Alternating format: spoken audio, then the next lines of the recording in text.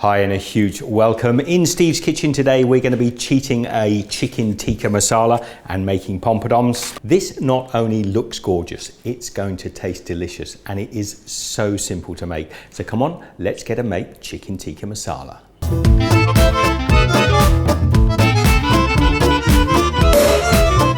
We'll start by preparing our chicken. I've got 2 boneless pieces of breast here.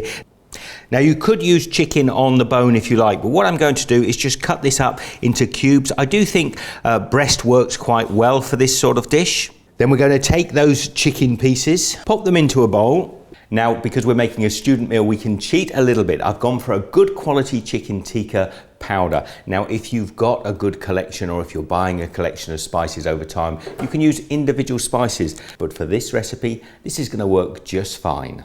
Now, I'm going to put 4 to 5 tablespoons of this tikka powder over the chicken. We don't want to skimp on this at all. Get your hands in there now and massage the tikka into the chicken. Now that's starting to look and smell absolutely beautiful. Now, waste not, want not. I used the zest of this lemon when I was making that strawberry cheesecake the other day. I'm now going to use the juice of half a lemon. I want to squeeze that in between my fingers to catch any pips. The lemon juice will help tenderize the chicken and adds a lovely souring flavor. We're now going to take about a cup of a beautiful thick yogurt. Now don't use a low-fat yogurt for this. Now I'm going to mix that through with a spoon till I get this lovely marinade. That's stage 1 and a very important stage of our chicken tikka masala. We want this to marinate for at least 2 or 3 hours to let the flavors develop. Now I've let this marinate for a couple of hours. If you had time, you'd do this overnight and let all those flavors get in there, but this is going to be just fine. It would be great if we could barbecue or roast this chicken in the oven, but this is a student meal. We haven't got an oven and we're going to make this very simple and just do it in the pan, and it's still going to be absolutely delicious. So come on. Now I've got a pan on a medium heat. You could add a little oil. Don't put too much oil in though, because there's already oil in the yogurt and the meat.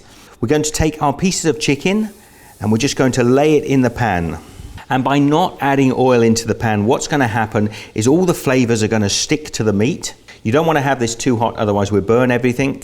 And don't be turning the chicken over too quickly either. You see all the oils that are coming out of the meat? They're going to eventually stick to the surface of the chicken and we get that lovely seasoning all over our meat. Now for the first minute or so, you may get a lot of moisture in the chicken. Don't worry about that. We want that to evaporate off. Now you'll note that I haven't turned the chicken over yet and most of the sauce has started to dry up. So we can now turn our chicken pieces over. Now you can see the marinade is starting to thicken up and it's caramelizing and starting to coat over the chicken. Now at this point, the chicken's beautifully and coated. I'm going to take a couple of tablespoons of oil. And the last stage of this, we're just going to fry the chicken up and get some nice crispy brown surfaces to it. So a few minutes later, I'm getting that lovely color that I want. We've got these beautiful pieces of chicken tikka. I'm just going to pop these pieces of chicken tikka onto a plate. Now that's 2 batches of chicken tikka. Look how beautiful that is. I know it's not perfect chicken tikka, but trust me, the flavors are intense and it tastes delicious. Oh, wow. Wow, the spices are intense. Time for us to make our sauce. Now, although I haven't got all my equipment, mortar and pestles and things, we're still going to make a really fantastic sauce. A lot of curry sauces start with those base ingredients of tomatoes and onions. And because I can't blend my onions down, I'm going to dice them up fairly finely. Now, to get a nice fine dice on your onions, cut them horizontally first from the front edge and do leave a little bit of the back of the onion on. It holds it together. So I'm going to make many slices across a horizontal. Just mind the tips of your fingers. And then we need to do the same thing vertically. We're just going to cut along the onion, lots of little lines. And by doing that, when we slice, we get these beautiful little tiny cubes of onion. I've gone for 2 medium onions here. I've got my frying pan with about a tablespoon of oil. We're just going to pop those onions in there. And I'm just going to fry these for a few minutes till they get nice and translucent.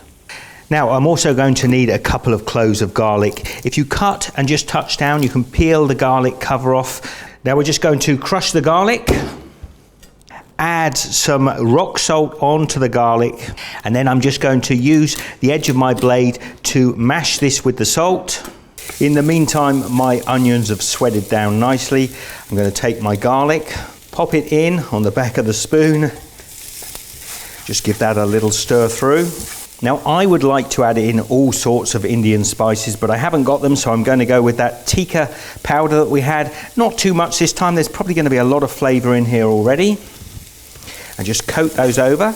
Next we've got some ginger, and I'm just going to grate maybe an inch or two of ginger into the mix. Nothing smells as gorgeous as fresh ginger. Next we're going with tomato puree. Now you could go with canned tomatoes. This is a really rich tomato paste. I've used about a cup, maybe a cup and a half. Because tomatoes can be a little sour, I'm going to put a teaspoon of brown sugar on top. About half a cup of chicken stock. A little bit of pepper. Now I've only got white pepper. I would normally use black. You can taste the sauce now and see if it needs a little extra salt. Now I'm just going to simmer this away for about 20 minutes to let the sauce and the flavors develop. If you wanted to, you could add fresh chilies. Now my sauce is almost ready. I've got some fresh coriander here. I'm just going to fold it up, and I want to slice it fairly finely. What I want to do now is make the sauce a little creamier. I've got a quarter of a cup of thick cream and that fresh coriander. Give this a little mix through. Add our chicken tikka back into the sauce. We want to mix this thoroughly through and bring the whole dish back up to heat. Now I'm going to serve this chicken tikka masala with some beautiful steamed rice, but another thing that goes really well are these little packs of poppadoms that you can get. And I'll show you a little tip on cooking these really simple and very quick. They're like a little dry flat pancake, and often they're fried. If you pop them, let's just put 4 of them here, straight on the glass tray in the microwave oven.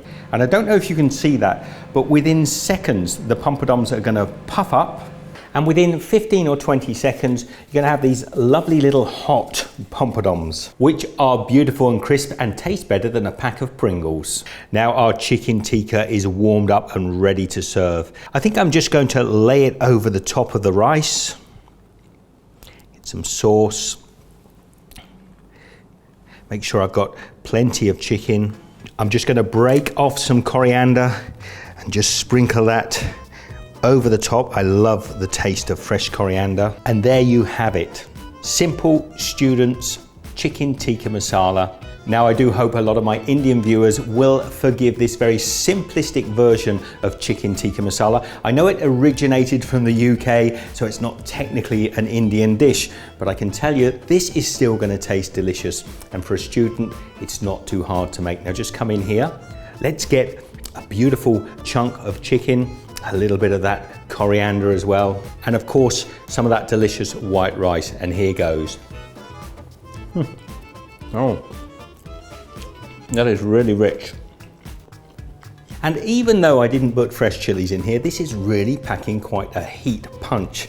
It's really, really delicious. Let me know in the comments down below if you've been enjoying this student meal series we've done while we've had this limited kitchen in Kuala Lumpur. It's certainly produced some really delicious food. So if you enjoy it, share the love, share the video on social media with your friends, and I will see you shortly in the next video. Take care.